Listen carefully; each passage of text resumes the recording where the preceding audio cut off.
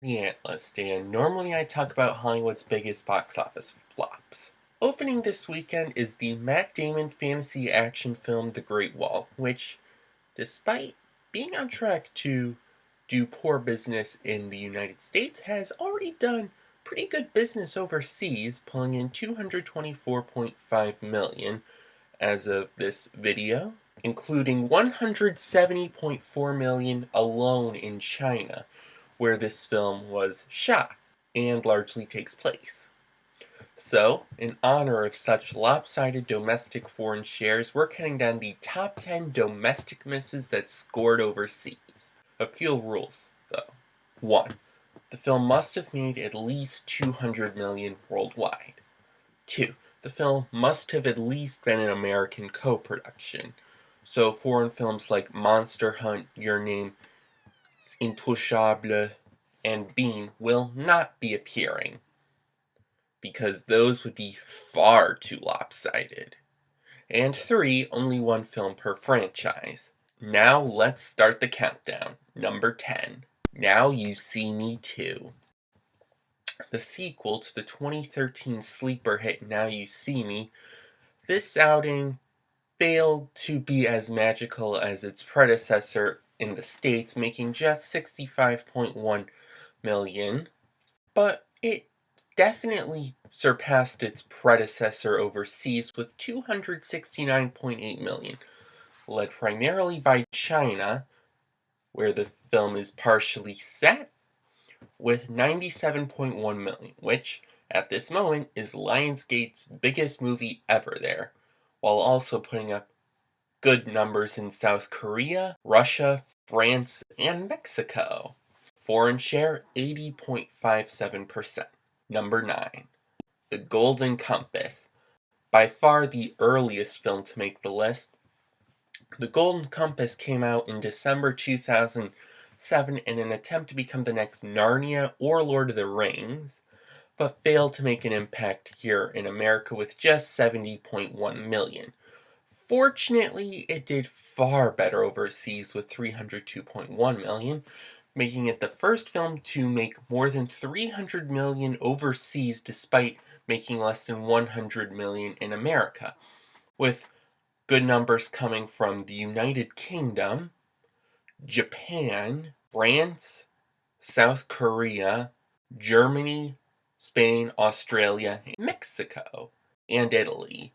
This would be good news for New Line, which financed the expensive fantasy, if they didn't sell off the foreign distribution rights to cover their budget. Foreign share 81.17%. Number 8, The Expendables 3, shifting the hard R action tribute franchise to a PG-13 in an attempt to appeal to teens, caused a lot of audiences to skip it in favor of Guardians of the Galaxy or Teenage Mutant Ninja Turtles, resulting in a series low $39.3 million domestically.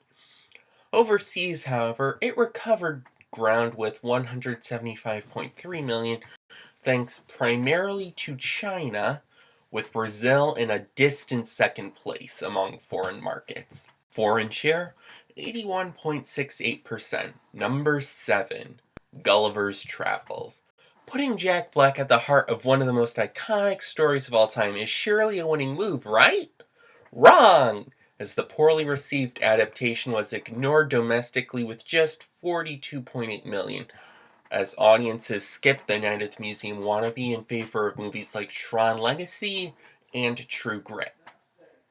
Fortunately, the film was luckier outside of the United States with $194.6 million, with major contributors being the United Kingdom, Japan, Australia, Russia, South Korea, Germany, Mexico, and Spain.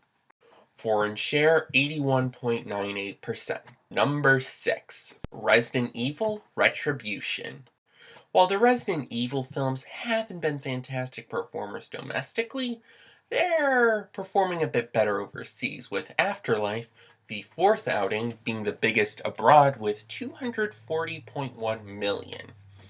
Of course, with audiences tired of the franchise after seeing Its first union with 3D, its sequel, Retribution, became one of the weakest outings in the franchise with just 42.3 million. Of course, it did better overseas with 197.7 million, led by Japan, with other strong performers being China, Russia, and Mexico. Foreign share, 82.36%. Number 5. Ice Age Collision Course. As I said in my worst reviewed films of 2016 video, Ice Age Collision Course had a massive drop-off from its predecessor, making a weak 64.1 million domestically, against The Secret Life of Pets, which was still going strong at the time, though its foreign total dwarfed that with 344.5 million, thanks to its runs in China, France, Brazil, Germany, Mexico, Russia, and Argentina. Animation is good in Latin America, by the way. Foreign share, 84.32%. Number 4. Inferno. The Tom Hanks-led Robert Langdon films always pulled in far more money in international markets than they do in America, and this was no exception. With a poor domestic run of just 34.3 million, Sony was thankful that the lower budgeted entry in the franchise drew 185.7 million, with key performers being China, Japan, Germany, Italy, Brazil, and the United Kingdom. Foreign share 84.39%. Number 3. Triple X Return of Xander Cage. This one hasn't finished its run yet, but it's definitely going to end up pretty high on this list, though at the moment this is just an estimate. Audiences didn't want to wait 15 years for Vin Diesel to return as Triple X, so it's on track to fizzle out with around 46 million domestically.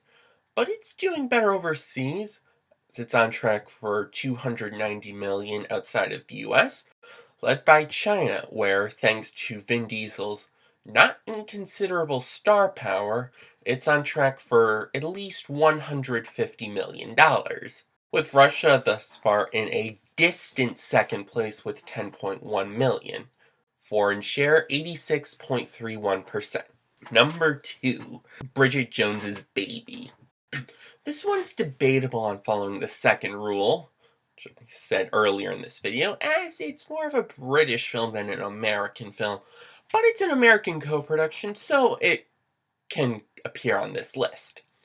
Over a decade after its predecessor, The Edge of Reason failed to live up to the standards of the original Bridget Jones, which I mentioned in my top 10 bumps in sequel quality.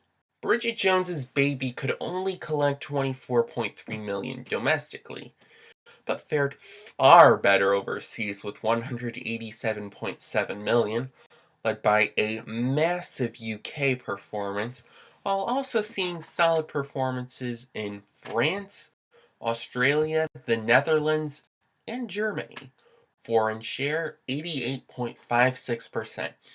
And the number 1 domestic dud that scored overseas is Warcraft.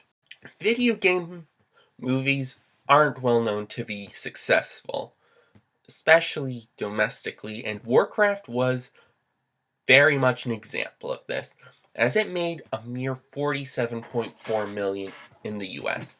But thanks to the game's popularity in China, it made an absolutely massive 220.8 million there, comprising more than half of its worldwide total, with other solid performers in Russia, Germany, and France.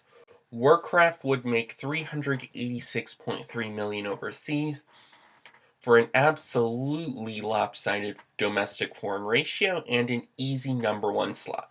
Foreign share 89.08%. Thanks for watching, press that like button, and be sure to subscribe.